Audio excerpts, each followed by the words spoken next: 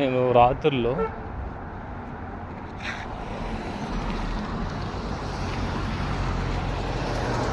Walking చేస్తున్నా. ఇప్పుడే భోజనం చేస్తాను. చాలామందికి ఒకటి తెలీదు, మన గల్ఫ్లో డ్రైవర్ల బ్రదర్కి, ప్రతి ఒక్క డ్రైవర్కి కూడా తెలుసుకోవాల్సిందే, తినే వెంటనే రాత్రుల్లో కనీసం 500 అడుగులు వేస్తేనే మంచిది. ఎందుకంటే మీరు తిని వెంటనే కొంతమంది నిద్రపోతారు, కూర్చునేస్తారు. తినిన దానివల్ల పట్టొచ్చేస్తుంది.